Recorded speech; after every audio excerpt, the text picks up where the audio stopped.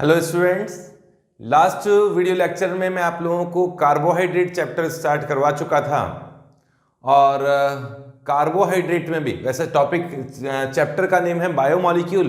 Biomolecule में हम लोग पढ़ रहे हैं कार्बोहाइड्रेट और कार्बोहाइड्रेट में हम लोगों ने स्टार्ट किया था ग्लूकोज। ग्लूकोज की रिएक्शन हम लोगों ने पढ़ी, कुछ बेसिक रिएक्शन पढ़ी, ग्लूकोज का ओपन चेन स्ट्रक्चर पढ़ा।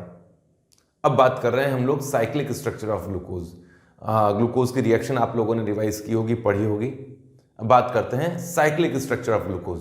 तो ये जो पॉइंट लिखे हुए हैं वो लिखिए, साइक्लिक स्ट्रक्चर ऑफ ग्लूकोज। देखिए, ग्लूकोज का एक्चुअल स्ट्रक्चर वो ओपन चेन स्ट्रक्चर नहीं होता है जो मैंने आप लोगों को बताया था।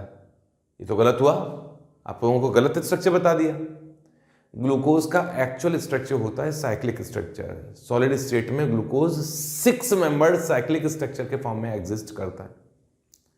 वो तो एक्वस फॉर्म में उसमें थोड़ा गड़बड़ होता है, वरना सॉलिड स्टेट में तो वो साइक्लिक फॉर्म में ही रहता है। तो कुछ ऐसे एविडेंस है जिनके बेसिस पे हम लोग आइडिया लगाते हैं कि ग्लूकोज का एक्चुअली साइक्लिक स्ट्रक्चर होगा। उसका एग्जैक्ट स्ट्रक्चर आइडेंटिफिकेशन के भी कुछ मेथड्स हैं, वो बहुत अलग लेवल की रिएक्शंस है, वो नहीं पढ़नी हमें। तो आप लोग लिखिए, मैंने कुछ पॉइंट्स पहले लिख दिए, हेडिंग डाल लीजिए साइक्लिक स्ट्रक्चर ऑफ ग्लूकोज। लिखा हुआ है glucose exist in 6 member cyclic hemi acetalic structure. Hemi acetalic structure बताऊंगा अभी मैं। 6 member cyclic hemi acetalic structure एक साथ लिखाऊंगा, बिल्कुल सिंपल से स्ट्रक्चर है। ठीक है, याद किया, हाँ भाई होगी, चलो हेमी एसिटैलिक कुछ होगा। ये कुछ एविडेंस है, evidence for cyclic structure of glucose. और भी हैं। पहला एविडेंस ये है, फर्स्ट लिखा हुआ है, मैंने आपको बताया था कि ग्लूकोज 2,4-DNP से सोडियम बाइसल्फाइड से एंड शिफ रिएजेंट से रिएक्शन नहीं करता है। तो फर्स्ट पॉइंट लिखिए, glucose do not react with 2,4-DNP, Schiff reagent and sodium bisulphide. ये पॉइंट मैंने बता दिया था। एक्चुअली साइक्लिक स्ट्रक्चर के कारण ये होता है, ये रिएजेंट बहुत वीक है, ये उस साइक्लिक स्ट्रक्चर को तोड़ नहीं पाते हैं, ओपन चेन में कन्वर्ट नहीं कर पाते हैं, इसलिए रिएक्शन नहीं करते हैं। Second point, glucose form 2 type of glucosides with methyl alcohol. मैंने बताया था मिथाइल अल्कोहल से रिएक्शन की थी, तो ग्लूकोज ने मिथाइल अल्फा ग्लूकोसाइड भी बनाया था और मिथाइल बीटा ग्लूकोसाइड भी बनाया था। उसकी स्ट्रक्चर नहीं बताई थी ना, वो मुझे कुछ छुपा के रखनी थी, राज अब खोलता हूं सारी चीजों को। ठीक है, क्या कुछ ग्लूकोसाइड होगा, अभी मैंने स्ट्रक्चर नहीं बताई है। अभी साइक्लिक स्ट्रक्चर बताने के बाद ग्लूकोसाइड का स्ट्रक्चर भी बताऊंगा। नेक्स्ट थर्ड पॉइंट है, ग्लूकोज एग्जिस्ट इन 2 एनोमेरिक स्ट्रक्चर। 2 एनोमेरिक, एनोमर एक नया वर्ड आया, अभी बताता हूं इसकी डेफिनेशन। 2 एनोमेरिक मतलब ग्लूकोज वास्तव में एक है ही नहीं, ग्लूकोज के तो 2 फॉर्म होते हैं। ग्लूकोज अल्फा ग्लूकोज होता है, बीटा ग्लूकोज होता है। वास्तव में ग्लूकोज एक नहीं है, जो हम लोग बात करते हैं वो ग्लूकोज का मिक्सचर है। अल्फा ग्लूकोज एक अलग कंपाउंड है, बीटा ग्लूकोज एक अलग आइसोमर है। अल्फा ग्लूकोज का मेल्टिंग पॉइंट होता है, इसका मेल्टिंग पॉइंट है 146 डिग्री सेल्सियस, जबकि बीटा ग्लूकोज का मेल्टिंग पॉइंट होता है 148 से लेकर 150 डिग्री सेल्सियस। ठीक है। अल्फा ग्लूकोज का स्पेसिफिक रोटेशन ये भी अलग है, स्पेसिफिक रोटेशन है +19 डिग्री, जबकि बीटा ग्लूकोज का स्पेसिफिक रोटेशन है +112 डिग्रीज, है ना। जबकि मैंने तो ग्लूकोज के लिए बताया था, ग्लूकोज 52.7 डिग्रीज बताया था ना। तो ग्लूकोज का ये है ना ग्लूकोज का ये है। कुछ वास्तव में ग्लूकोज 2 फॉर्म में होते हैं, इस वाले में और इस वाले में। तो ग्लूकोज अल्फा और बीटा का मिक्सचर के फॉर्म में कन्वर्ट होता है, उसके बारे में बात करते हैं अभी। ठीक है, चलो अब ये एनोमर क्या है, इसकी डेफिनेशन लिख लेते हैं। यहां डेफिनेशन लिख लीजिए आप, एनोमर ये डायस्टीरियोमर्स का ही एक टाइप है। ये कार्बोहाइड्रेट्स में यूज किया जाता है इस वर्ड को। लिखिए, such type of diastereomers, such type of diastereomers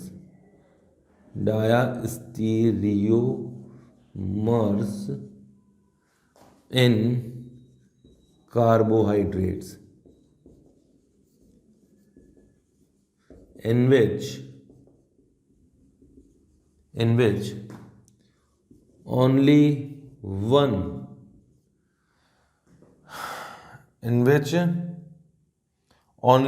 chiral carbon has different configuration. Only one chiral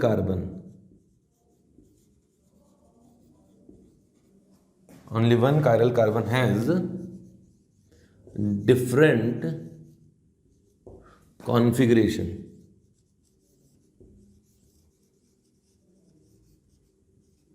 और ये कायरल कार्बन कौन सा होना चाहिए? Hemi acetalic carbon, that is hemi acetalic carbon, जिस कायरल कार्बन की बात कर रहा हूं, विच इज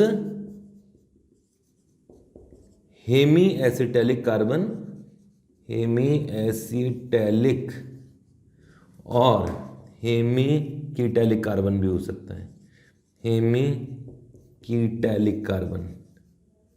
अरे यार वो कीटैलिक और एसिटेलिक भी हो सकता है, एसिटेलिक एंड कीटैलिक ऑल्सो, एसिटेलिक एंड कीटैलिक। नहीं आया होगा समझ में, आना भी नहीं चाहिए। अगर किसी के समझ में आ गया इसका मतलब वो कुछ गलत ही समझ रहा है। अभी तक कुछ तो बताया ही नहीं मैंने, ओपन चेन स्ट्रक्चर की बात की है, साइक्लिक स्ट्रक्चर की तो बात ही नहीं की है। तो कुल मिला के एनोमर एक नया वर्ड आपके सामने आया है। एनोमर का मतलब होते हैं डायस्टीरियोमर, कार्बोहाइड्रेट के ऐसे डायस्टीरियोमर जिनमें केवल एक कायरल कार्बन का कॉन्फ़िगरेशन डिफरेंट होता है, और वो कायरल कार्बन हेमी एसिटेलिक वाला होना चाहिए, जिसकी चर्चा कुछ देर पहले हम लोगों ने यहाँ की थी, हेमी एसिटेलिक स्ट्रक्चर। एक एविडेंस और है, पहले इन चारों एविडेंस को लिखवा देता हूँ, थ्योरी के पॉइंट कंप्लीट करता हूँ, उसके बाद में देखते हैं रिएक्शन। अब स्ट्रक्चर समझ में आते ही बिल्कुल क्रिस्टल क्लियर हो जाएगा आप लोगों को। तो ये पॉइंट लिख लीजिए। एक फोर्थ पॉइंट और है, ग्लूकोज म्यूटा रोटेशन शो करता है, उसको भी लिखवाता हूं मैं, फटाफट लिखो इसे, कंप्लीट कीजिए, मिटा रहा हूं इसे मैं। अब ये फोर्थ एविडेंस है ग्लूकोज के साइक्लिक स्ट्रक्चर के लिए। फोर्थ पॉइंट लिखिए, glucose shows muta rotation, muta rotation, mutation याद है कि म्यूटेशन, म्यूटा रोटेशन देखो बताता हूं।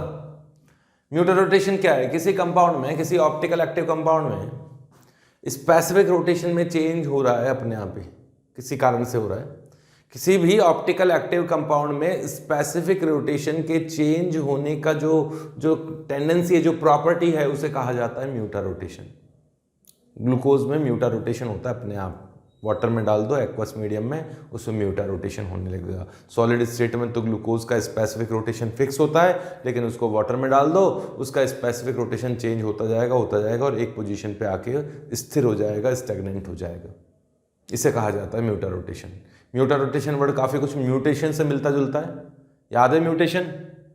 वो मूवी थी एक्समैन, कौन सी वाली? वो याद आया कुछ? यहाँ से निकलते पंजे निकलते थे। म्यूटा रोटेशन, म्यूटेशन है ना। तो किसी कंपाउंड में म्यूटेशन क्या होता है कि जीन्स में टाइम के साथ साथ एवोल्यूशन में धीरे धीरे जीन्स में चेंज आते गए अपने आप, और जो एक्सेप्ट किए जा सकते थे नेचर द्वारा वो तो एक्सेप्ट कर लिए गए, और बेकार जो म्यूटेशंस थे उनको हटा दिए गए, वो म्यूटेशन था। अब मैं बात कर रहा हूँ इसके बारे में, म्यूटा रोटेशन के बारे में। भूल जाओ कुछ गलत सलत भूल गया हूँ तो, बायो से रिलेटेड बात है वो। म्यूटा रोटेशन का मतलब ये हुआ कि किसी ऑप्टिकल एक्टिव कंपाउंड में टाइम के साथ में एक स्पेसिफिक रोटेशन का जो उसका फिक्स स्पेसिफिक रोटेशन था वो चेंज होता जाएगा, और एक स्पेसिफिक पोजीशन पे आके वो स्टैग्नेंट हो जाएगा। ये प्रोसेस है म्यूटा रोटेशन। ठीक है, एक मिनट। तो ग्लूकोज में भी ऐसा ही होता है। अल्फा ग्लूकोज है, अल्फा ग्लूकोज है जिसका स्पेसिफिक रोटेशन कितना होता है, कितना बताया मैंने? Plus 19 degree sorry. उसको आप वाटर में डालो, है ना, उसमें को वाटर में डालने पर उसका स्पेसिफिक रोटेशन 52 तक जाके बढ़ता 52.7 डिग्री पर आके रुक जाता है। तो ये अपने आप चेंज होने वाला जो प्रोसेस है उसे कहा जाता है म्यूटा रोटेशन। ऐसे ही बीटा ग्लूकोज है, बीटा ग्लूकोज का स्पेसिफिक रोटेशन कितना बताया था? 119 120 था शायद, 112 था, 112 था। 112 से बढ़ता बढ़ता बढ़ता बढ़ता वो 52 पे जाकर रुक जाता है। इनमें ये म्यूटा रोटेशन होता है, अपने आप ही ग्लूकोज के स्ट्रक्चर में कुछ ना कुछ चेंजेस आते हैं वाटर में, जिससे कारण उसका स्पेसिफिक रोटेशन यहाँ आकर रुक जाता है। और अल्फा ग्लूकोज में भी उतनी ही पोजीशन पे रुकता है, उतनी डिग्री पे, और बीटा ग्लूकोज भी उसी पोजीशन पे आकर, उसी पॉइंट पर आकर स्टेगनेंट हो जाता है। इस प्रोसेस को म्यूटा रोटेशन कहा जाता है। ठीक है, ये 4 पॉइंट मैंने बताए। ये चारों पॉइंट अब क्लियर होंगे जो मैं आप लोगों को साइक्लिक स्ट्रक्चर बताऊंगा, ग्लूकोज का साइक्लिक स्ट्रक्चर। लिखो इसे। अब मैं साइक्लिक स्ट्रक्चर बनाता हूं ग्लूकोज का, मिटाऊंगा इसे तो मैं, फटाफट लिख लीजिए। म्यूटा रोटेशन की डेफिनेशन नहीं बोली शायद मैंने। The spontaneous change in specific rotation of an optical active compound up to equilibrium. ये कोई इक्विलिब्रियम स्टेट में होता है, इक्विलिब्रियम तक पहुंचने तक जो ऑप्टिकल रोटेशन में चेंज होता है वही म्यूटा रोटेशन है। क्लियर है? लिखिए। अब साइक्लिक स्ट्रक्चर बनाते हैं। अब बनाते हैं ग्लूकोज का साइक्लिक स्ट्रक्चर। देखो ध्यान से सुनना, ये रहा ग्लूकोज का ओपन चेन स्ट्रक्चर, बीच में बना रहा हूं ओपन चेन स्ट्रक्चर।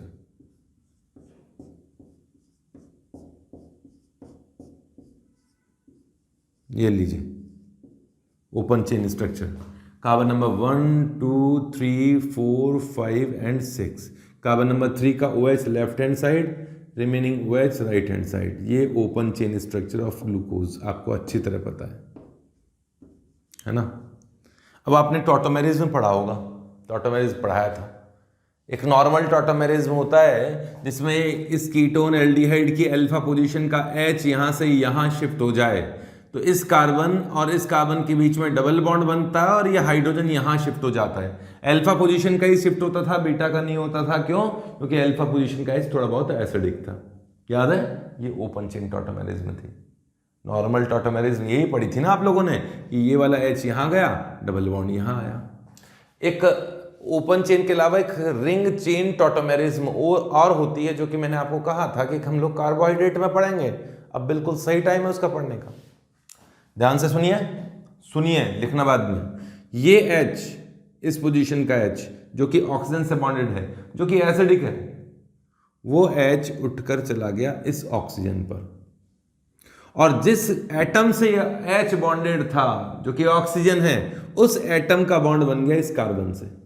समझना, ये H एसिडिक H होता है नॉर्मल टॉटोमेरिज्म में, ये H ऑक्सीजन पे चला जाता है, और ये H जिस एटम से बॉन्डेड था उस एटम का बॉन्ड इस कार्बन के साथ बन जाता है, मतलब डबल बॉन्ड बन जाता है। सेम वही वर्ड्स का यूज कर रहा हूं। ये H एसिडिक H है, इस ऑक्सीजन पे पहुंच गया, और जिस एटम मतलब ऑक्सीजन से ये बॉन्डेड था वो ऑक्सीजन ने इसके साथ बॉन्ड बना लिया, है ना। देखो क्या बना, कार्बन नंबर 1 2 3 4 5 6। बहुत छोटा बन गया, तो बड़ा बड़ा बनाऊंगा, हाथ गंदे हो गए। ये कार्बन 1, ये 2 3 4 5 एंड 6, है ना।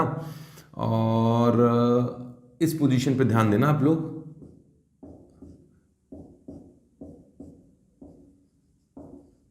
ये कार्बन नंबर 3 का OH, इसे डिस्टर्ब ना करो, 2 को डिस्टर्ब ना करो, इसको डिस्टर्ब ना करो। इस पोजीशन से H इस ऑक्सीजन पे चला गया। पहले रफ स्ट्रक्चर बना रहा हूं, तो इस पोजीशन पे चला गया, तो H ये रहा, ये वाला, और यहाँ वाला जो H है वो ऑक्सीजन पे आ गया, तो यहाँ होना चाहिए, है ना। और इस ऑक्सीजन का बॉन्ड इस कार्बन से बनना चाहिए, तो इस ऑक्सीजन का बॉन्ड इस कार्बन से ऐसे बना दिया। बनाना नहीं है आपको, मैं अच्छी स्ट्रक्चर बनाऊंगा। और ऐसा करने से क्या हुआ? ऐसा करने से एक नया कायरल कार्बन बना। ये कार्बन पहले कायरल नहीं था। ग्लूकोज की ओपन चेन में वास्तव में 4 ही कायरल कार्बन है, बट ग्लूकोज की साइक्लिक स्ट्रक्चर में 5 कायरल कार्बन है। ये वाला कार्बन भी कायरल है, जो कि पहले एल्डिहाइड था ओपन चेन स्ट्रक्चर में। अब क्या बन गया? Hemy acetal. हेमी एसिटल कैसे? एक कार्बन पर OH है, OR है, तो हेमी एसिटल हुआ ना। एल्डिहाइड से तो हेमी एसिटल बनता है, कीटोन से हेमी कीटल बनता है। एक ही कार्बन पर OH और OR होता है, तो उसे हेमी एसिटल कहते हैं ना। ये हेमी एसिटल एक स्ट्रक्चर बना है। अब ये जो कायरल कार्बन है, इसके भी तो 2 कॉन्फ़िगरेशन हो सकते हैं, R और S। एक को अल्फा ग्लूकोज बोल दिया जाता है, दूसरे को बीटा ग्लूकोज बोल दिया जाता है। क्लियर है? ये लो अब बनाता हूं इसको, थोड़ा ढंग से बनाते हैं, जैसा रिप्रेजेंट करके दिया जाता है वैसा बनाते हैं।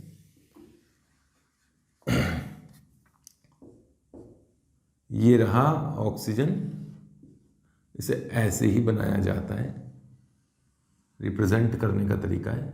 यहाँ H और OH आएगा, और इस साइड भी बनाता हूँ एक और ऐसा structure, first carbon, second, third, fourth, fifth and sixth, और इसका बॉन्ड बनेगा इस पोजीशन के ऑक्सीजन के साथ, और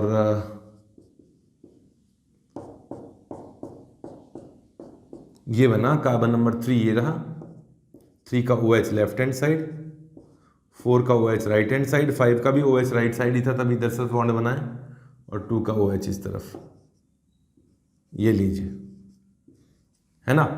अब ध्यान से सुनो, कार्बन नंबर 1 जो पहले कायरल नहीं था अब कायरल बना है, उसमें OH अंदर की तरफ भी हो सकता है, मतलब राइट साइड भी होता है, मैं रिंग के अंदर की तरफ ऐसे दिखाई, इस तरफ दिखाई रखा है ना, अंदर की तरफ भी हो सकता है और रिंग के बाहर की तरफ भी हो सकता है। अंदर से अल्फा बाहर से बीटा, याद करना मुश्किल नहीं है, अंदर से अल्फा बाहर से बीटा, अंदर मतलब ये इस साइड में हो, राइट साइड में इस रिंग कैसे देखा अंदर सा दिख रहा है, तो ये अल्फा ग्लूकोज है, अल्फा ग्लूकोज है। अब अल्फा ग्लूकोज भी 2 तरह के होते हैं, साइक्लिक स्ट्रक्चर है ना, 6 मेंबर साइक्लिक स्ट्रक्चर है ये। अच्छा ये प्रश्न भी तो उठता है कि यही वाला H क्यों गया, ये वाला H भी जा सकता था, ये H भी आ सकता था, तो 6 मेंबर रिंग बनी है ना, देखा 1 2 3 4 5 एंड ऑक्सीजन को इंक्लूड करके 6 मेंबर रिंग बनी है। 6 मेंबर रिंग स्टेबल होती है, ऐसी बात नहीं है कि 5 मेंबर रिंग नहीं बनती है, फ्रक्टोज में बनती भी है नेचर में, बट ग्लूकोज में तो 6 मेंबर रिंग होती है। ये 6 मेंबर हेमी एसिटाइल स्ट्रक्चर है जिसमें कार्बन का OH यहाँ है और ये वाला OR ग्रुप यहाँ है। 6 मेंबर साइक्लिक हेमी एसिटाइलिक स्ट्रक्चर को फ्यूरेनोज कहा जाता है, अभी डेफिनेशन में लिखवा दूंगा। पायरेनोज कहा जाता है, फ्यूरेनोज कहा जाता है 5 मेंबर रिंग वाले को, और 6 मेंबर रिंग को कहा जाता है पायरेनोज, है ना। तो ये हो गया alpha D glucopyranose, alpha D है ना, ये वाला कार्बन का OH तो राइट साइड ही है, डी ग्लूकोपायरेनोज ये है। और ये कौन है, OH बीटा बाहर की तरफ है, तो ये हो गया बीटा डी ग्लूकोपायरेनोज, क्योंकि 6 मेंबर रिंग में है। और ये क्या है, ये है open chain structure, open chain glucose कर देता हूं। जैसे ही आप इसे वाटर में डालते हैं, म्यूटा रोटेशन की कहानी सुनाता हूं अभी। अच्छा इसमें कीटोन कहाँ दिखाई दे रहा है, इसमें एल्डिहाइड दिखाई दे रहा है क्या? इसमें साइक्लिक स्ट्रक्चर में एल्डिहाइड नहीं है ना, साइक्लिक स्ट्रक्चर में एल्डिहाइड नहीं है तो ग्लूकोज तो ये होता है, ये थोड़ी ना होता है, ये तो एग्जिस्ट इस फॉर्म में थोड़ा ना करता है, इन फॉर्म्स में एग्जिस्ट करता है। तो जब इसमें HCN डाला था या कोई टॉलेंस रिएजेंट डाला था या कोई और रिएजेंट डाला था, तो उन्होंने रिएक्शन कैसे कर ली, टॉलेंस रिएजेंट ने रिएक्शन कैसे कर ली, टॉलेंस रिएजेंट ने रिएक्शन इस तरह से कर ली कि टॉलेंस रिएजेंट बेसिक फॉर्म में होता है, पहले इसे तोड़ के एल्डिहाइड में कन्वर्ट करता है, एक तरह से हाइड्रोलाइसिस करके मान लो आप, तो इसे डिसोशिएट करके इसे कन्वर्ट कर लेता है किसमें, एल्डिहाइड में, और फिर रिएक्शन कर लेता है। तो टॉलेंस रिएजेंट हेमी एसिटाइल से वैसे भी रिएक्शन करता है, फेमिस क्या नाम था उसका, फेलिंग सॉल्यूशन भी रिएक्शन करता है हेमी एसिटाइल से। तो कुछ रिएजेंट इसे ओपन चेन में कन्वर्ट करके फिर रिएक्शन कर लेते हैं एल्डिहाइड से, है ना। हाइड्रोक्सिलामीन NH2OH, उसकी भी तो रिएक्शन हुई थी, NH2OH ने भी इसे ओपन चेन में कन्वर्ट किया था और करस्पॉन्डिंग ऑक्साइम बनाया था, बट कुछ नहीं कर पाया, 2,4-DNP थोड़ा वीक पड़ गया, वो नहीं कर पाया, सोडियम बाइसल्फाइड वीक पड़ गया, वो नहीं कर पाया, तो वो इसलिए नहीं कर पाया, ये समझ गए होंगे तुम, है ना। ओपन चेन स्ट्रक्चर बनाओ। अब इनमें म्यूटा रोटेशन क्यों होता है, म्यूटा रोटेशन इसलिए होता है कि ये जो स्ट्रक्चर है साइक्लिक स्ट्रक्चर, ये बहुत ज्यादा स्टेबल थोड़ी ना है, वाटर में भी ये इक्विलिब्रियम स्टेट में चली जाती है। तो एक तरह से टॉटोमेरिज में ही तो है। H वापस अगर इस ऑक्सीजन पे आ जाए तो एल्डिहाइड बनेगा, तो वाटर में ये इक्विलिब्रियम स्टेट में चले जाते हैं, एक दूसरे में कन्वर्ट होने लगता है एक्वस मीडियम में। इसलिए अल्फा वाला बीटा, बीटा वाला अल्फा एक इक्विलिब्रियम स्टेबलाइज हो जाता है, और इक्विलिब्रियम में अल्फा और बीटा का जो परसेंटेज होता है वो फिक्स हो जाता है, भी बताऊंगा। ये अल्फा बीटा की स्ट्रक्चर आप लोगों के दिमाग में अच्छी तरह से बन जानी चाहिए। फिशर स्ट्रक्चर ये बनाई है ये। इसके अलावा इसकी हावर्थ स्ट्रक्चर भी है ना, वो भी बनाता हूं। यहां तक तो लिखो इसको अच्छी तरह, और बिना देखे लिखो। मैंने बनाया है उसको देख लो, कार्बन नंबर 3 किस तरफ है, और बिना देखे लिखने की कोशिश करो तो ज्यादा अच्छा होगा, दिमाग में भेजे में बैठ जाएगा। करो इसे, हावर्थ स्ट्रक्चर बनाऊंगा फिर इसका मैं, फटाफट लिख लीजिए।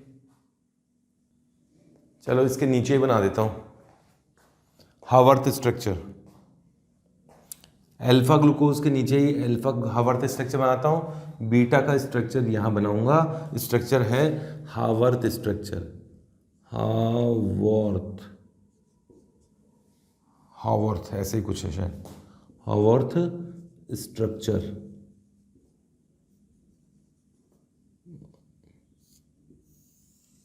कौन सी वाली है? इस तरफ वाली भी और इस तरफ वाली भी।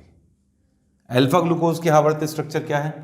ये देखो, ये कार्बन 6 कार्बन की एक रिंग बनाऊंगा इस तरीके से। ये 6 कार्बन, 6 एटम है विद ऑक्सीजन, ऑक्सीजन को इंक्लूड करते हुए ऐसे। ये 6 एटम्स की एक रिंग बन गई, जिसमें अब ये फिक्स है, इसी तरह से बनाई जाती है, ट्रेडिशन है ये, मान लीजिए। ये कार्बन नंबर 1 है ये वाला, ये कार्बन नंबर 2, ये कार्बन नंबर 3, ये कार्बन नंबर 4, ये कार्बन नंबर 5, है ना।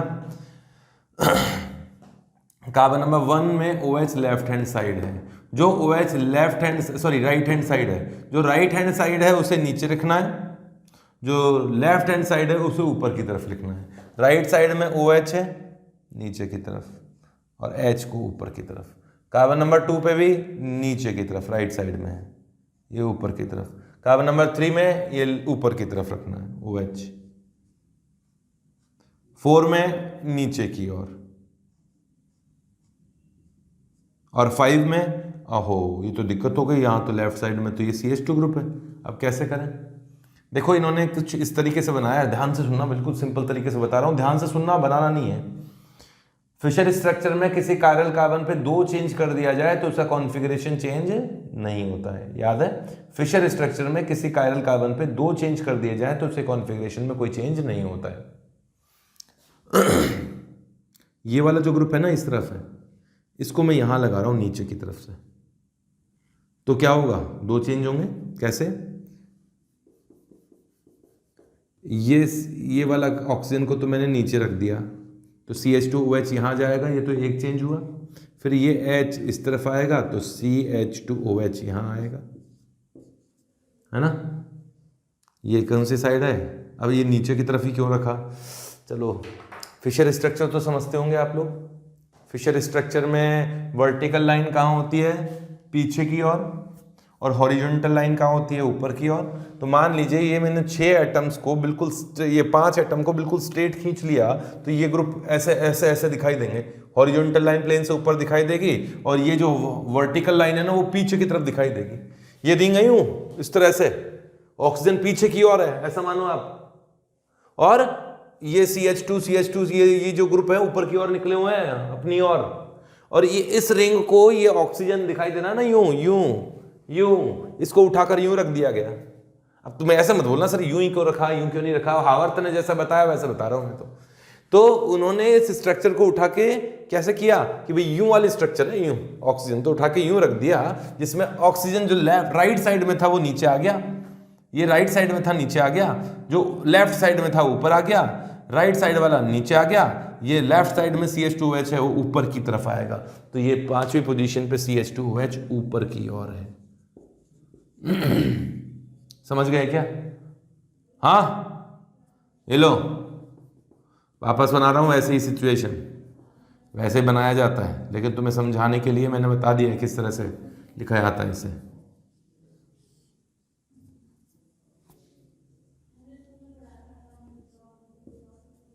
ठीक है, कार्बन नंबर 6 कौन सा है? कार्बन नंबर 6 ये रहा। तो 1 2 3 4 5 एंड 6 कार्बन है, 5 कायरल एटम्स हैं ये रहे। और आप लोगों ने ये याद ही कर लिया होगा, जो राइट साइड में वो नीचे और लेफ्ट साइड वालों को ऊपर रखा जाता है। ये हावर्थ स्ट्रक्चर है किसकी? For alpha glucopyranose. ये इसी की स्ट्रक्चर है, इसी की स्ट्रक्चर है। अब बीटा का स्ट्रक्चर बना रहा हूं, बताओ बीटा में क्या चेंज करना है? केवल कार्बन नंबर 1 पे ही तो चेंज करना है, और कार्बन पे चेंज नहीं करना, मतलब इस OH को ऊपर रख दूंगा और कोई चेंज नहीं करना है।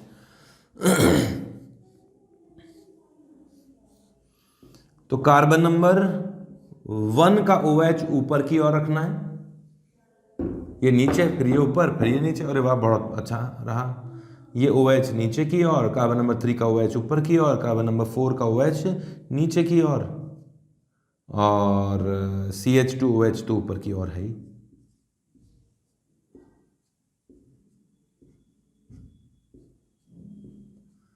ठीक है, ये क्या बना? ये बीटा ग्लूकोज, ये अल्फा ग्लूकोज। अच्छा, बीटा ग्लूकोज का रट लेंगे हम लोग, कैसे?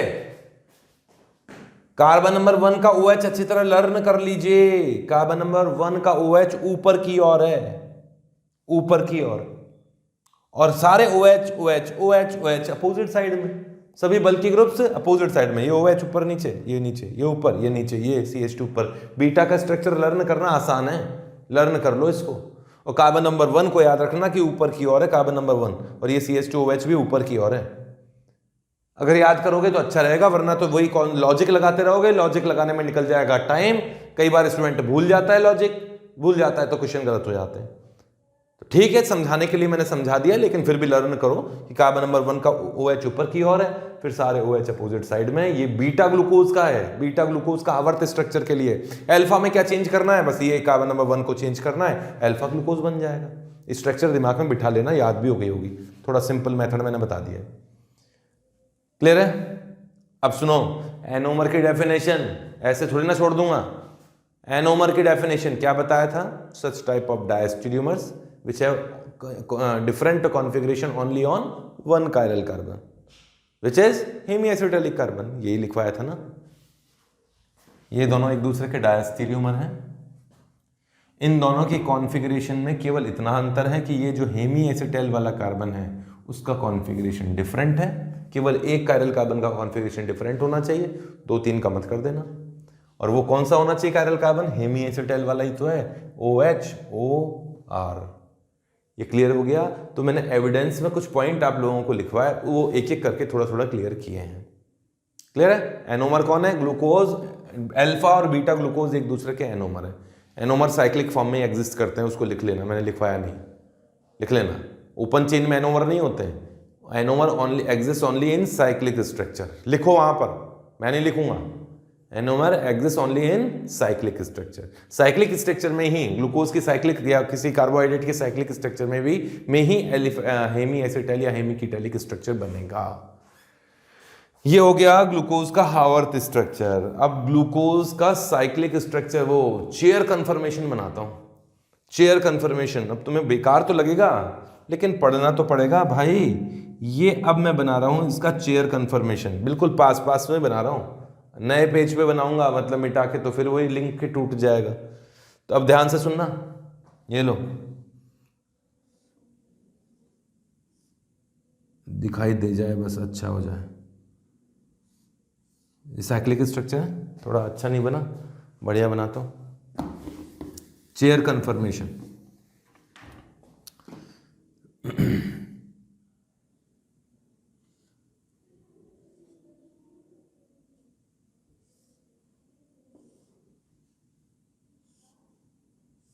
अब बढ़िया बना। कार्बन नंबर 1, ये 1, ये 2, ये 2, 3, 4, 5 दिखाई दे रहा है ना? सही है, अपने रेंज में ही है। हाँ, कार्बन नंबर 1 ये रहा एक्सियल, ये रहा इक्वेटोरियल, ये रहा एक्सियल, ये रहा इक्वेटोरियल, ये रहा एक्सियल, यहाँ इक्वेटोरियल, यहाँ एक्सियल, यहाँ इक्वेटोरियल, यहाँ एक्सियल, यहाँ इक्वेटोरियल, यहाँ। कार्बन नंबर 1 का H नीचे है, OH ऊपर है। कार्बन नंबर 2 का OH नीचे है, H ऊपर है। कार्बन नंबर 3 का H नीचे है, OH ऊपर है। कार्बन नंबर 4, ये 3 है, ये 4 है, ये 5 है ना, ये 2 है, ये 1 है। कार्बन नंबर 4 का OH नीचे है, तो ये लीजिए OH नीचे। H कहाँ है? H इस जगह है ना, OH यहाँ है।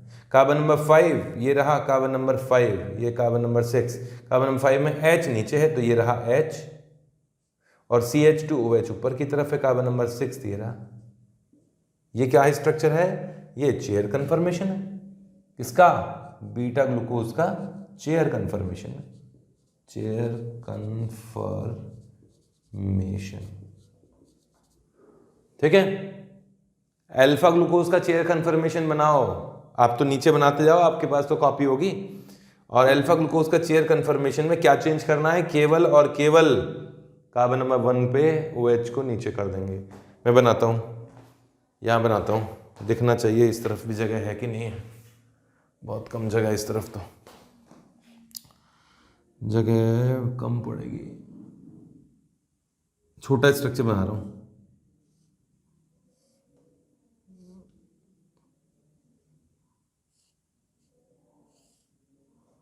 दिख जाना चाहिए ये तो। अभी भी है थोड़ा बहुत स्पेस अपने पास में। ठीक है, कार्बन नंबर 1 का OH नीचे रखना ना। ये एक्सियल इक्वाटोरियल को भी पहचान लेना, ऐसे बनाया था मैंने। ये एक्सियल, ये equatorial, axial equatorial, axial equatorial, axial equatorial. Carbon number 1 पर ये OH एक्सियल पर है, H यहाँ। ये कौन है? ये दोनों सेम है ना। और ये OH यहाँ है, इस जगह H है, यहाँ OH है, इस जगह H, यहाँ OH, यहाँ H, यहाँ CH2OH। अब मुझे तो याद है, मैं तो फटाफट लिख दूंगा। दिखाई दे रहा है? दिखाई देना चाहिए। ये दोनों कंपाउंड सेम हैं। ये chair confirmation of alpha glucose का है। अल्फा ग्लूकोज की स्ट्रक्चर्स हैं ये सारी। ये भी साइक्लिक स्ट्रक्चर, फिशर कन्फर्मेशन है। ये हावर्थ प्रोजेक्शन फार्मूला, ये फिशर प्रोजेक्शन फार्मूला है। ये चेयर कन्फर्मेशन के फॉर्म में उसे रिप्रेजेंट किया गया है। अब क्यों किया गया है उसके लिए सुनो भाई। जे बड़े ग्रुप इक्वेटोरियल पोजीशन पे होना चाहिए, एक्सियल पर उसको रिपल्शन ज्यादा फील होता है। याद आया? तो अब मुझे बताओ, अल्फा ग्लूकोज ज्यादा स्टेबल है कि बीटा ग्लूकोज ज्यादा स्टेबल है? Alpha glucose and beta glucose में से कौन सा ग्लूकोज ज्यादा स्टेबल है? Obviously beta glucose. क्यों? क्योंकि इसमें देखो, ये OH इक्वेटोरियल पर, ये OH इक्वेटोरियल पर, ये OH इक्वेटोरियल पर, ये OH इक्वेटोरियल पर, CH2OH भी इक्वेटोरियल पर, जबकि यहां एक OH एक्सियल पोजीशन पे पड़ा है। इस कारण से बीटा ग्लूकोज थोड़ा सा ज्यादा स्टेबल होता है अल्फा ग्लूकोज से, है ना। ऑल OH यही more stable then beta glucose is more stable than alpha glucose. क्यों? Because all OH या all bulky groups on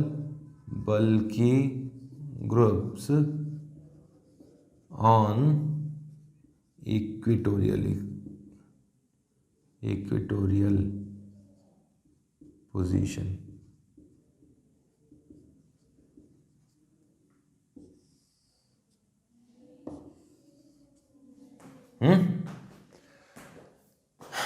इसमें ये एक्सियल पोजीशन पर है, एक्सियल है,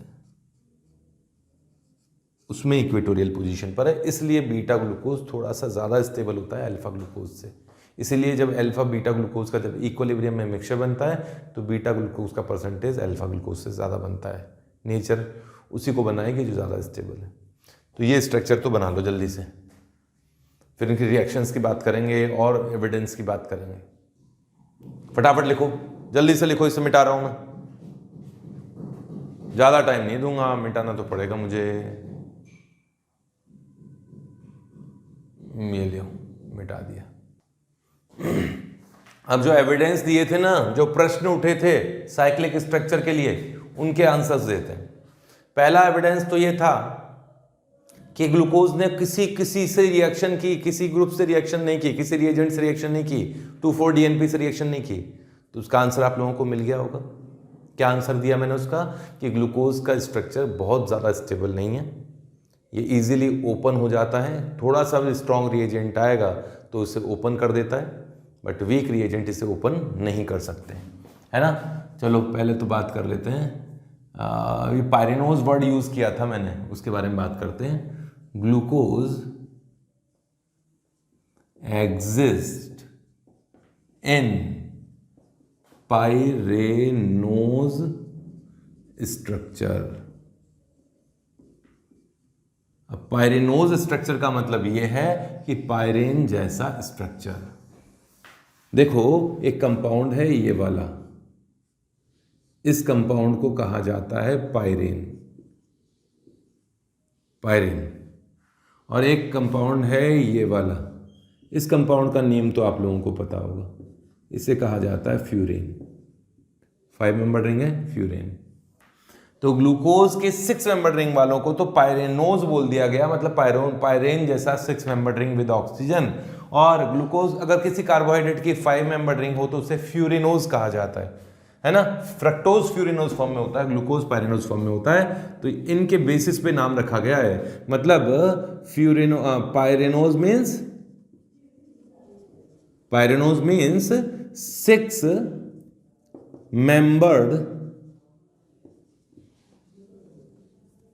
6 मेंबर्ड साइक्लिक स्ट्रक्चर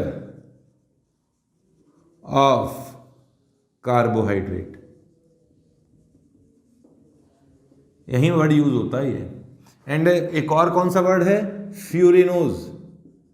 फ्यूरिनोज वर्ड का मतलब क्या हुआ? 5 membered cyclic structure, 5 membered cyclic structure of carbohydrate. ठीक है, एक तो बात ये हो गई कि फ्यूरिनोज वर्ड कहां से आया था, उसके बारे में बता दिया। ग्लूकोज का जो साइक्लिक स्ट्रक्चर है बहुत ज्यादा स्टेबल नहीं होता, उसके बारे में लिखवा देता हूं। वैसे तो मैंने बोल दिया है, पर क्या करें, नोट्स लिखवा रहे हैं ना भाई, तो नोट्स तो तुम्हें भी कॉपी करने पड़ेंगे। तो cyclic structure of glucose not much stable,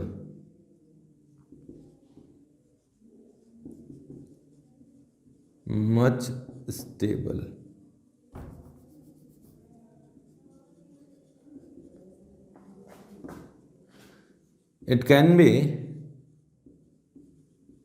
opened by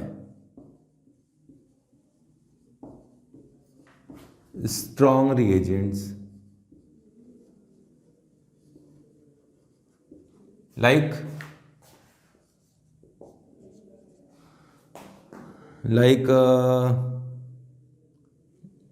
Tollens reagent. इनसे तो रिएक्शन की थी ना। अब हालांकि टॉलेंस रिएजेंट बहुत स्ट्रॉन्ग नहीं है, फिर भी इतना तो है कि यहाँ पे इस रिंग को ओपन कर देता है।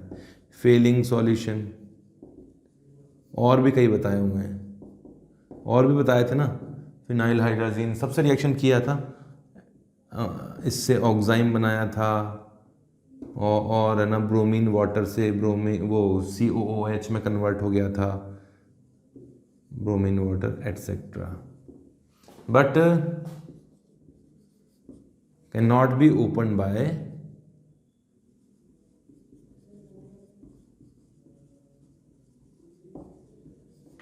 Open by weak reagents.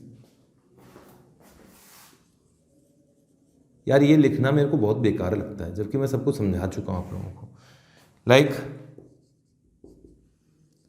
2,4-DNP, और कौन सा था? सोडियम बाइसल्फाइड, और कौन सा था? और था वो कौन सा? शिफ्ट रिएजेंट, सिफ्स रिएजेंट। ठीक है, पहला जो एविडेंस था, पहला जो सवाल पैदा हुआ था, उसका आंसर ये है कि ओपन चेन में कन्वर्ट हो जाती है। दूसरा सवाल था ग्लूकोज के दो एनोमरिक स्ट्रक्चर होते हैं, अल्फा ग्लूकोज और बीटा ग्लूकोज, वो तो मैंने स्ट्रक्चर में बता ही दिया, एनोमर की डेफिनेशन बता दी और उसको क्लियर कर दिया, अल्फा ग्लूकोज और बीटा ग्लूकोज एक दूसरे के एनोमर है ना। एक और पॉइंट था कि ग्लूकोज म्यूटा रोटेशन शो करता है, तो म्यूटा रोटेशन शो करेगा ही, बताया ना, वाटर में वो ओपन चेन में कन्वर्ट हो जाता है, टॉटोमेरिज्म ही तो है, तो वाटर में ओपन चेन में कन्वर्ट हो जाता है, ओपन चेन से फिर साइक्लिक स्ट्रक्चर में कन्वर्ट होता है, साइक्लिक से ओपन चेन में, इस तरह से कन्वर्जन चलता रहता है। तब ये बताओ, अल्फा ग्लूकोज में वाटर डाल दिया तो वो ओपन चेन में कन्वर्ट होगा, जो कायरल कार्बन सबसे ऊपर था, पहला वाला कायरल कार्बन, वो तो कायरल बन गया।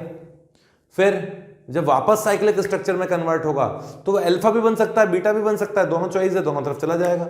बीटा ज्यादा स्टेबल होता है तो बीटा की तरफ चला जाएगा, अल्फा की तरफ थोड़ा कम जाएगा, इस तरह से इक्विलिब्रियम स्टेबलाइज हो जाता है। तो म्यूटा रोटेशन का एविडेंस दे देता हूं किस तरह से होता है, इसे मिटा देता हूं, लिखो इसको, तो जल्दी से लिख लो।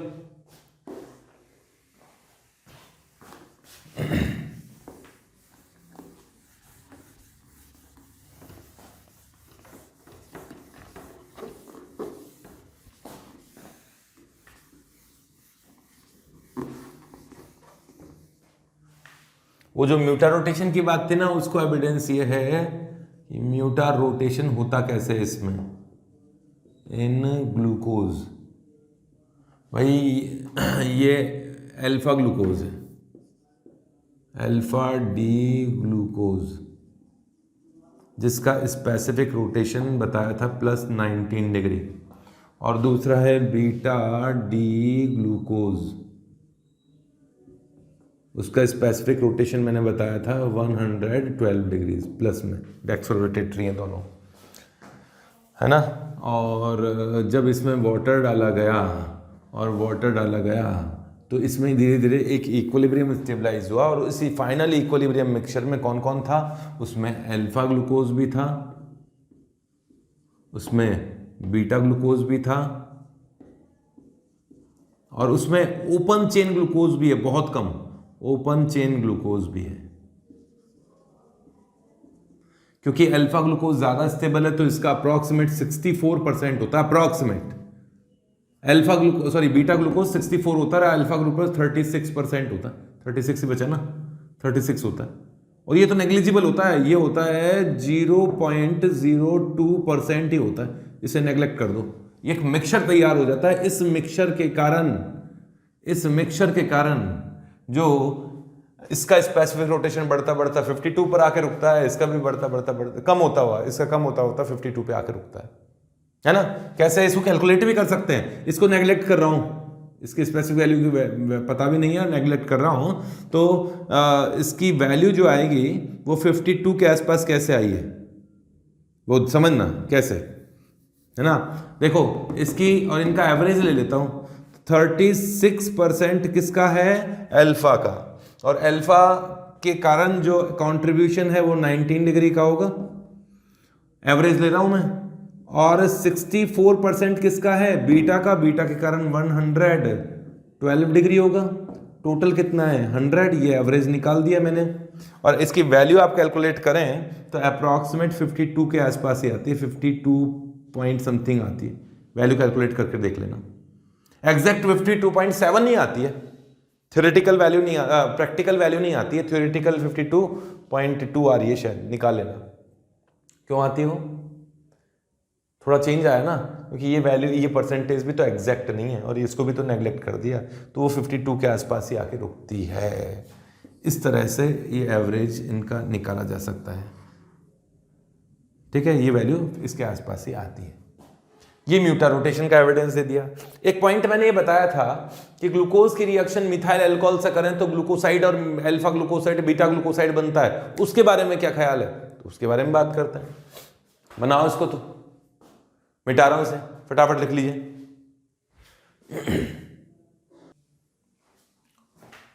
अब वो साइक्लिक स्ट्रक्चर्स भी लेते हैं, साइक्लिक रिएक्शंस भी लेते हैं, साइक्लिक स्ट्रक्चरल रिएक्शन, जैसे ये ग्लूकोज है, कार्बन नंबर 1, 2, 3, 4, 5 और ये 6, ठीक है ना। और कार्बन नंबर 1 पे OH ऊपर और नीचे, अल्फा में बीटा में बता चुका हूँ। मैं यहाँ ये बताना नहीं चाहता हूँ कि कार्बन नंबर 1 का OH किधर है, ये ग्लूकोज है, अल्फा और बीटा दोनों है ना। कार्बन नंबर 2 का OH कहाँ था, नीचे की तरफ। अरे बीटा का रटवाया था ना तुमको, OH ऊपर था बीटा में, फिर नीचे, फिर ऊपर, फिर नीचे, ऐसे याद करो। फिर यहाँ OH 3 पे OH ऊपर होगा, ये नीचे की तरफ होगा, ये ग्लूकोज है, अल्फा बीटा का मिक्सचर है, मान लेते हैं। जब आपने इसकी रिएक्शन मीथाइल अल्कोहल से की, ग्लूकोज की जब रिएक्शन मीथाइल अल्कोहल से की कॉन्सेंट्रेटेड HCl की प्रेजेंस में, तो रिएक्शन याद करना, तुम्हें मैंने रिएक्शन पढ़ाई थी जब कीटोन की रिएक्शन होती है अल्कोहल से। ध्यान से सुन लो, कीटोन की रिएक्शन होती है अल्कोहल से एसिडिक मीडियम में,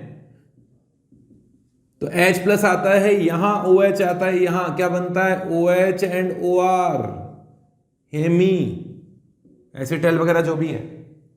लेकिन और जब अल्कोहल से कर दी जाती है, अल्कोहल के दूसरे मॉलिक्यूल से करते हैं, तो यहां से H2O का मॉलिक्यूल निकलता है और एक और OR ग्रुप आ जाता है, एसिटाइल वगैरह बन जाता है।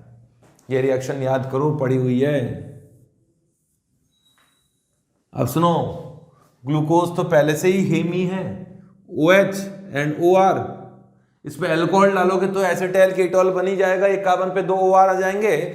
और यहां पर इस पोजीशन पर ध्यान से सुन लीजिएगा, ये OH, ये अल्कोहल है, ये भी अल्कोहल है मान लेता हूं, लेकिन हेमी एसिटाइल वाला OH डिफरेंट टाइप का होता है। यहां जब मिथाइल अल्कोहल से रिएक्शन करोगे तो इस जगह होगी, ये नहीं होगी, ये हेमी एसिटाइल वाला कार्बन रिएक्शन करेगा, यहां H और OH निकलेगा, इस जगह एक और OR ग्रुप आ जाएगा, और वो OR कौन होगा, OMe। और ऐसा ही होता है, ऐसा ही होता है। ये कार्बन 1, 2, 3, 4, 5 एंड 6 यहाँ OH है, और इसमें कार्बन नंबर 2 का OH नीचे, 3 का OH ऊपर की तरफ है, 4 का OH यहाँ है, ये है। और अगर OMe मतलब OH ऊपर होता है बीटा वाला, तब ये ग्लूकोसाइड बनता, और अगर नीचे की तरफ होता तो ये वाला ग्लूकोसाइड बनता। ये 1 यहाँ OCH3, H, OH, OH, OH and CH2OH। Carbon number 1, 2, 3, 4, 5 and 6, यहाँ H, H, H and H, कौन है ये, मिथाइल बीटा वाला है ये, तो ये है मिथाइल बीटा डी, डी मतलब डी ग्लूकोज का ग्लूकोसाइड, ग्लूकोसाइड में भी कौन सा, पायरेनोसाइड की फ्यूरेनोसाइड, 6 नंबर रिंग वाला, पायरेनोसाइड, ग्लूकोसाइड होता है शायद, ग्लूकोसाइड। ऐसे ये कौन हो गया, मिथाइल अल्फा डी ग्लूको पायरेनोसाइड। इस तरह से अल्फा बीटा बनते हैं, मतलब अल्फा ग्लूकोज की रिएक्शन से तो अल्फा ग्लूकोसाइड बन जाता है, बीटा से बीटा ग्लूकोसाइड बनता है। इस कारण से 2 बन रहे थे, क्योंकि ग्लूकोज वास्तव में खुद ही 2 थे, तो दोनों ग्लूकोज से अलग अलग टाइप के ग्लूकोसाइड बनते हैं। सही है, तो इनकी स्ट्रक्चर साइक्लिक स्ट्रक्चर होती है। ये कोई एल्डिहाइड की रिएक्शन नहीं है जो एल्डिहाइड पे रिएक्शन करे, ये तो हेमी एसिटाइल की रिएक्शन है। अच्छा, कुछ रिएक्शंस और बताई थी मैंने, उनकी स्ट्रक्चर नहीं बताई थी, अब बता रहा हूं उनका स्ट्रक्चर। मैंने कहा था ग्लूकोज की reaction 5 molecules of acetic anhydride से कराते हैं, तो एसिटाइलेशन होता है और पेंटा एसिटाइल ओ ग्लूकोज बनता है, ऐसे बोला था ना मैंने। और रिएक्शन क्या थी कि अल्कोहल की रिएक्शन एसिटेट से होती है, ये एसिटिक एनहाइड्राइड के मॉलिक्यूल से होती है, तो यहाँ ROAC बनता है और एसिटिक एसिड का मॉलिक्यूल बाहर निकलता है। सेम सिचुएशन यहाँ भी होगी, OH 1, 2, 3, 4, 5। हालांकि ओपन चेन स्ट्रक्चर में भी 5 OH है, मैंने कहा था कि ये 5 OH ग्रुप की प्रेजेंस को शो करता है, तो ओपन चेन में भी 5 थे, लेकिन वास्तव में साइक्लिक स्ट्रक्चर में रिएक्शन करता है।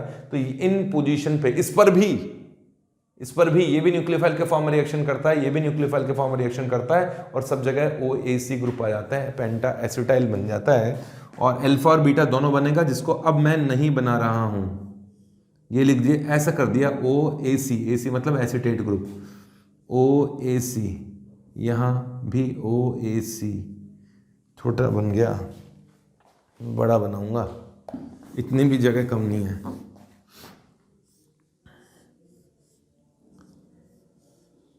हाँ, इसको सीधा कर देता हूँ, कहीं भी हो सकता है। OAC ग्रुप, मैं बार बार में लिखता हूँ, तुम देख देख के तो नहीं लिख रहे हो इन्हें। अपने आप को थोड़ा स्ट्रांग बनाओ यार। ये स्ट्रक्चर्स मैंने इतनी बार बार में क्यों लिखी है, जिससे कि आपको समझ में आ जाए, आपको याद भी रहने लगे। ये लिखने का तरीका यही है। अब मैं ये तो एक्सपेक्ट करता हूँ कि जितने जो स्टूडेंट्स यहाँ तक पढ़ते पढ़ते आ गया होगा समझते हुए, अब उसको स्ट्रक्चर्स में ऐसी कोई दिक्कत नहीं आएगी। वरना स्टूडेंट्स अगर पेज पलटते देखते हैं एनसीईआरटी के और इतनी बड़ी बड़ी स्ट्रक्चर्स देखते हैं हाइड्रोकार्बन चैप्टर में, तो उनका दिमाग खराब हो जाता है। तो सीक्वेंस में चलोगे, धीरे धीरे धीरे धीरे बहुत कुछ सब कुछ समझ में आ जाएगा। तो यहाँ सीक्वेंस में चलते चलते यहाँ तक पहुँचे हैं। ठीक है, जिन स्टूडेंट्स को याद नहीं है वो पहले जो मैंने पढ़ाया था ना बिसाइक्लिक स्ट्रक्चर में, उसको अच्छी तरह से पढ़ लो, सुन लो, फिर आगे बढ़ो। तो ये क्या बना, दोनों फॉर्म अल्फा एंड बीटा दोनों बनेंगे। कौन है ये दोनों? पेंटा एसिटाइल ग्लूकोज, पेंटा ओ एसिटाइल, ऐसे कुछ बुलाया था मैंने, एसिटाइल ग्लूकोज। और एक नहीं, वो दोनों, अल्फा भी बनेगा बीटा भी बनेगा। इसी तरह से मिथाइल सल्फेट से डाईमिथाइल सल्फेट से रिएक्शन करते हैं तो इसमें भी 5 OH ग्रुप आते हैं, OMe ग्रुप आते हैं। यहाँ भी CH3 जुड़ जाता है, यहाँ भी। और स्ट्रक्चर कुछ इस तरीके से बनती है, OCH3 OCH3 OCH3 OCH3, अरे यार अब यहाँ बनेगा CH2 OCH3, ये बन गया पेंटामिथाइल ग्लूकोज, पेंटामिथाइल ग्लूकोज।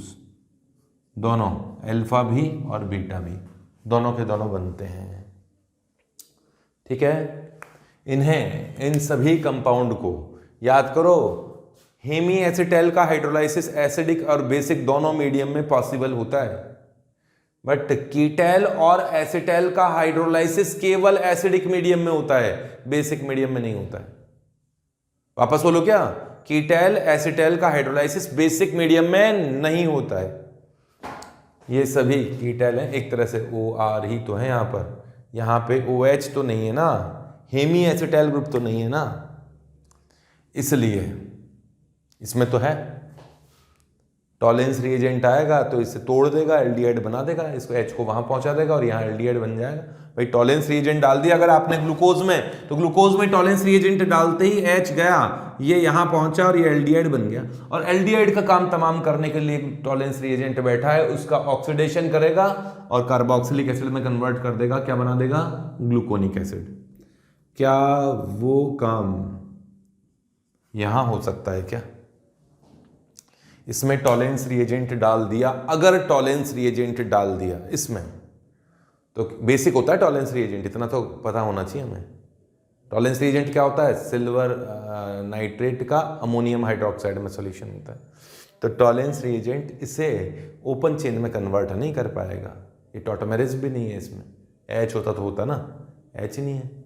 तो जब इसे ओपन चेन में कन्वर्ट ही नहीं कर पाएगा, इसे एल्डिहाइड बना ही नहीं पाएगा, तो टॉलेंस रिएजेंट इसका ऑक्सीडेशन, इसका रिडक्शन कैसे करेगा? टॉलेंस रिएजेंट इसका ऑक्सीडेशन कैसे करेगा? इसमें भी नहीं हो सकता, इसमें भी नहीं हो सकता।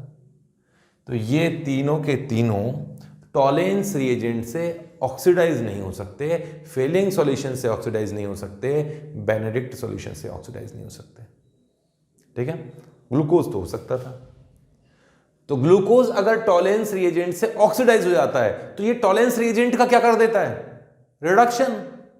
ग्लूकोज टॉलेंस रिएजेंट का रिडक्शन कर देता है, इसका मतलब ग्लूकोज एक रिड्यूसिंग शुगर है। यहां 2 वर्ड आते हैं, बार बार में आएंगे, पहले बताना चाहिए था पर अब क्लियर होगा।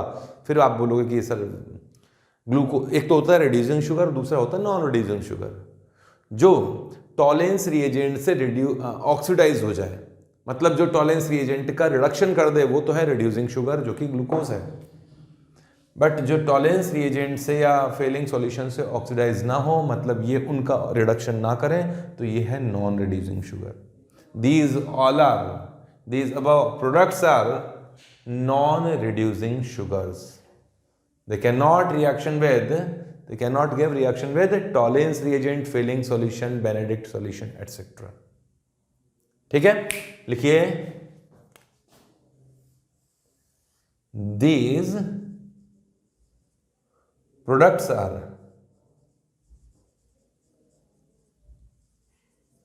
non-reducing sugars.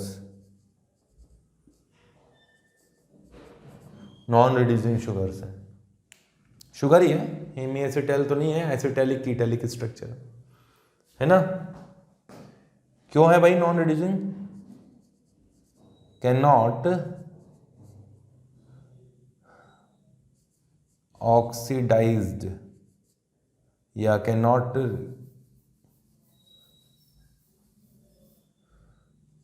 Give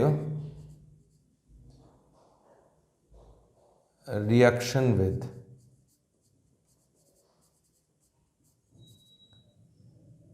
with tolerance failing and Benedict solution. इसलिए ये नॉन रिड्यूसिंग शुगर है क्योंकि ये टॉलरेंस रिएजेंट को रिड्यूस नहीं करती हैं. ठीक है, जो अब डेफिनेशन यही क्लियर हो गई होगी रिड्यूसिंग नॉन रिड्यूसिंग की. जो टॉलरेंस रिएजेंट को रिड्यूस करे वो है रिड्यूसिंग शुगर, जो टॉलरेंस रिएजेंट या फेलिंग सॉल्यूशन को रिड्यूस ना करे वो है नॉन रिड्यूसिंग शुगर. और पहचानने का तरीका क्या है? हेमी एसिटल मतलब OH ग्रुप जुड़ा हो ना, OR-OH, तब तो वो है रिड्यूसिंग शुगर. और OH की जगह OR ग्रुप आ गया, चाहे कैसे ही आ गया, चाहे कैसे भी R ग्रुप आ गया, कार्बन आ गया, तो फिर वो नॉन रिड्यूसिंग शुगर होती है. तो ये सभी नॉन रिड्यूसिंग शुगर्स हैं, है ना. अच्छा, नॉन रिड्यूसिंग शुगर्स की और खास बात सुन लो.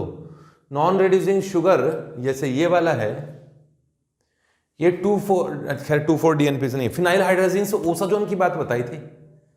ग्लूकोज की रिएक्शन फिनाइल हाइड्राजीन से होती है तो ओसाजोन बनता है, एक स्पेसिफिक टाइप का सॉलिड कंपाउंड. पेज पलट के देख लो, एल्डिहाइड कीटोन से रिएक्शन कर रहा था फिनाइल हाइड्राजीन. अब यहां कहां एल्डिहाइड कीटोन बन सकता है? तो ये ओसाजोन नहीं बनाते हैं. नॉन रिड्यूसिंग शुगर ओसाजोन नहीं बनाते हैं. Non reducing sugar bromine water से ऑक्सीडाइज नहीं हो सकते. ब्रोमीन वाटर तो इसे ऑक्सीडेशन कर देता है, एल्डिहाइड में कन्वर्ट करके फिर रिएक्शन कर लेता है. इन्हें एल्डिहाइड में कन्वर्ट कर नहीं पाता, तो रिएक्शन नहीं कर पाता. ठीक है, लिखो, मैं डिफरेंस बताता हूं reducing and non reducing sugars का. फटाफट लिख लीजिए, इसे तो मिटा रहा हूं. ये लीजिए, लिखिए difference between reducing and non reducing sugars. इस तरह से टेबल बना लीजिए. फर्स्ट प्रॉपर्टी है, पहली प्रॉपर्टी तो ये है कि उसमें फ्री हेमी एसिटल या फिर हेमी कीटल. ध्यान रखना, हेमी एसिटल भी हो सकता है, फ्रक्टोज में हेमी कीटल होता है, वो नॉन रिड्यूसिंग के अंदर, मतलब रिड्यूसिंग में हेमी कीटल ग्रुप. बताओ, रिड्यूसिंग में फ्री ग्रुप मतलब हेमी एसिटल या हेमी कीटल ग्रुप प्रेजेंट होता है. अब ऐसे लिख दूं क्या? इनमें तो ये प्रेजेंट होता है और इनमें ये प्रेजेंट नहीं होता है नॉन रिड्यूसिंग में. यही पहचान है. हेमी एसिटल या हेमी कीटल ग्रुप होना चाहिए उस कार्बोहाइड्रेट में, वो ओपन चेन में कन्वर्ट होना चाहिए, हाइड्रोलाइज होकर एल्डिहाइड कीटोन में कन्वर्ट होना चाहिए. ये देख रहा है क्या? 1 2 3. ठीक है. दूसरा है रिएक्शन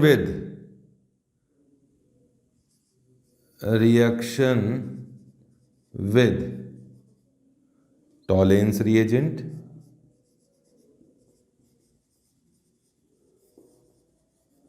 फेलिंग सॉल्यूशन. ये तो पढ़ा चुका हूं मैं. बेनेडिक्ट सॉल्यूशन,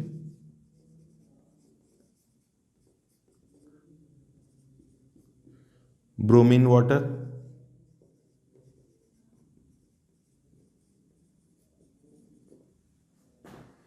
ब्रोमीन वाटर तो छोड़ दो यार, ब्रोमीन वाटर टॉलरेंस रीजन कोई मतलब नहीं है इसका। हालांकि जो हेमी एसिटाइल होता है ना वो ब्रोमीन वाटर टेस्ट भी नहीं देता, बट वो कीटल भी नहीं देता, फ्रक्टोज भी नहीं देता, उसको छोड़ दो। तो इनके साथ ये रिएक्शन देते हैं क्या, तो ग्लूकोज मतलब रिड्यूसिंग शुगर देते हैं मतलब इनसे साथ रिएक्शन करते हैं, बट नॉन रिड्यूसिंग शुगर नहीं करते, इनसे रिएक्शन नहीं करते। नेक्स्ट, फॉर्मेशन ऑफ ओसाजोन बनता है ना फिनाइल हाइड्राजीन के साथ में, वो रिड्यूसिंग शुगर बनाते हैं, नॉन रिड्यूसिंग शुगर नहीं बनाते हैं। मैंने रिएक्शन नहीं लिखी, तुम लिखना चाहो तो लिखो, मतलब लैंग्वेज नहीं लिखा। देखिए not form osazone with phenyl hydrazine, वो तुम लिखोगे, मैं ना लिख रहा। म्यूटारोटेशन भाई म्यूटारोटेशन में वो हाइड्रोजन ओपन चेन में कन्वर्ट होता था, फिर साइक्लिक बनाता था। यहाँ तो वो हाइड्रोजन है ही नहीं, मिथाइल है, तो मिथाइल अपने आप थोड़ी ना चेंज होने लगेगा। तो म्यूटारोटेशन, रिड्यूसिंग शुगर्स म्यूटारोटेशन शो करती हैं, नॉन रिड्यूसिंग शुगर्स म्यूटारोटेशन शो नहीं करती हैं। क्लियर है? ये बात चल रही थी ग्लूकोज की। इसके बाद हम लोग पढ़ेंगे फ्रक्टोज, तो लिखो इसे, फ्रक्टोज भी पढ़ेंगे